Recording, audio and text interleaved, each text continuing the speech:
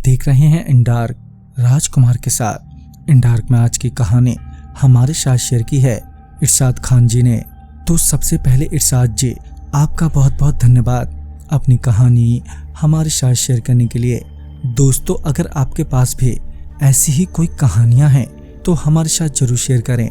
हमारे Instagram ID पर Instagram ID है network_33, जिसका लिंक नीचे डिस्क्रिप्शन बॉक्स में दिया गया है। ऐसी ही और वीडियोस के लिए देखें network33।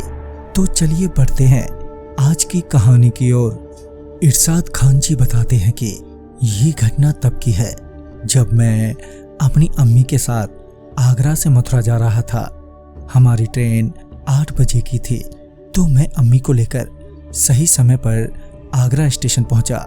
इंक्वायरी के बाद हमें पता चला कि ट्रेन आधे घंटे लेट है, तो मैं और अम्मी प्लेटफार्म पर ही ट्रेन का आने का वेट करने लगे। फिर कुछ ही देर बाद हमारी ट्रेन आई और हम ट्रेन में चढ़ गए। हम दोनों की लोअर बर्थ थी, तो अम्मी और मैं आमने सामने बैठे थे।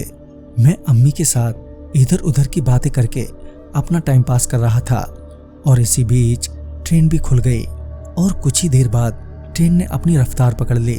खिड़की से आती ठंडी हवा बड़ा सुकून दे रही थी।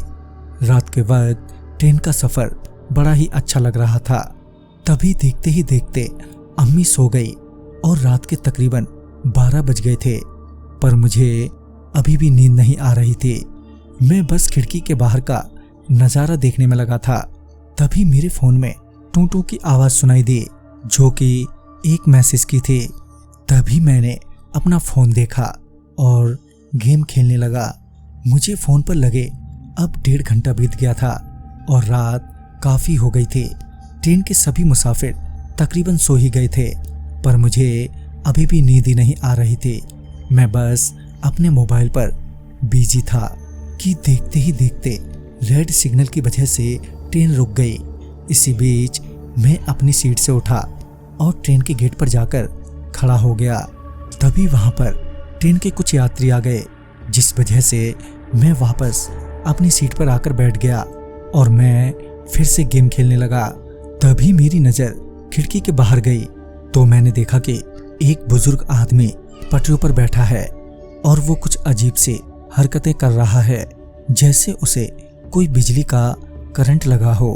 वो आदमी मेरी ओर पीठ किए बैठा था, जिस वजह से उसका चेहरा मुझे दिख नहीं रहा था।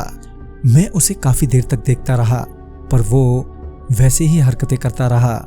उसे ऐसा करता देख मेरी हंसी छूट गई और वो बुजुर्ग मेरी ओर पलटा तो मेरी आंखें फटी की फटी रह गईं। उसका चेहरा झुलसा हुआ था और वो मेरी ओर ही घूरे जा रहा था। तभी मेरी अम्मी ने मुझसे कहा, क्या हुआ तुझे, ऐसे चुपचाप क्यों है तू? तो मैंने अपनी अम्मी को बाहर की ओर इशारा किया।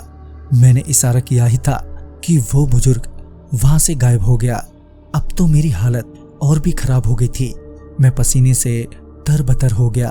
अम्मी मुझे लगातार पूछे जा रही थी, मगर डर से मैं कुछ बोल ही नहीं पा रहा था। तभी अम्मी ने मुझे संभाला और तभी ट्रेन भी खुल गई और रात के तकरीबन 2 बजे हम मथुरा जंक्शन पर उतरे। हम घर तो पहुंच गए, मगर डर की वजह से मैं काफी घबराया हुआ था। पर कुछ दिनों बाद सब कुछ नॉर्मल हो गया और वो बुजुर्ग कौन था ये तो मुझे नहीं मालूम, पर वो जो कोई भी था बहुत ही डरावना था। तो दोस्तों, इस कहानी में बस इतना ही। कहानी आपको पसंद आई हो तो लाइक शेयर करें और साथ ही हमें कमेंट बॉक्स में ज़रूर बताएं। तो मैं आपका दोस्त राजकुमार जल्दी ही मिलूंगा आप ही की भेजी हुई एक नई कहानी के साथ। तब तक के लिए बाय एंड टेक केयर।